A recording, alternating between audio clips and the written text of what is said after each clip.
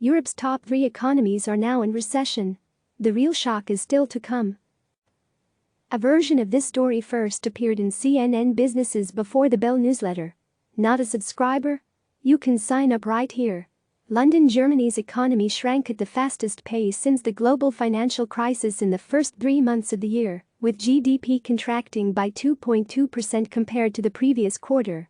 The country's statistics agency said that household consumption fell sharply. Investment in machinery and equipment plummeted, while both imports and exports saw a strong decline compared to the fourth quarter. The big picture, the contraction in the first quarter was the second largest since German reunification in 1990.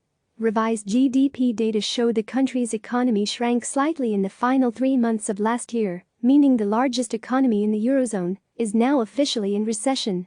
Germany joins France and Italy in recession, but still ended the first quarter in better shape than the eurozone's second and third biggest economies.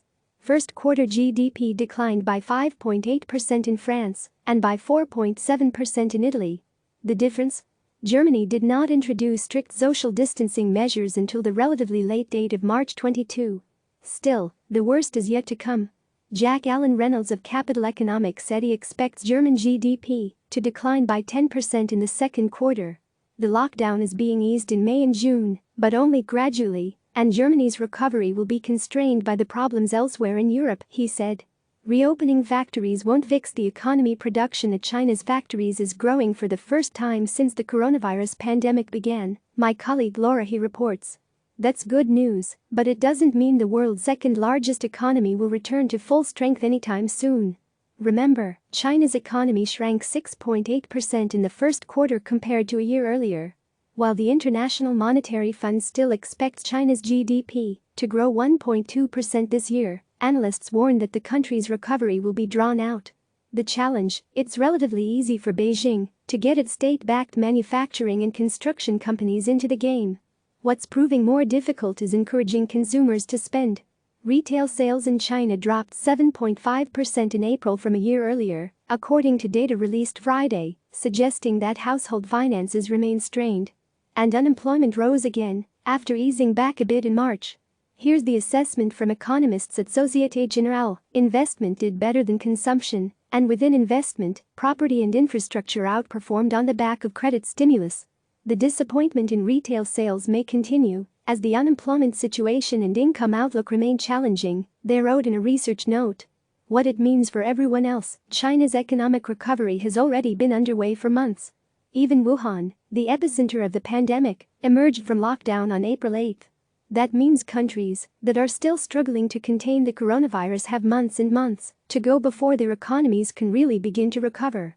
Some could even face a lost year. The United States faces one of the bleakest outlooks. More than 36 million Americans have filed initial unemployment claims since the middle of March, putting many households under huge financial strain.